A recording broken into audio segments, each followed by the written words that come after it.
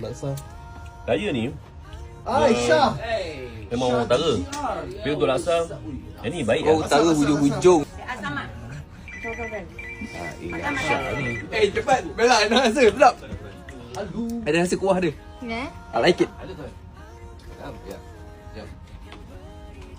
Ni okey ni.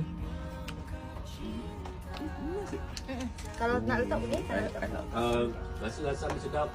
Rasa sebab tu Bella ada tak dengar sekali.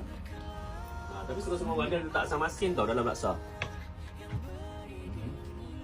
Macam Fazi tak makan cili, takut tergigit pagi-pagi. So kita buat cili lah. Fazi awak tak makan cili ke?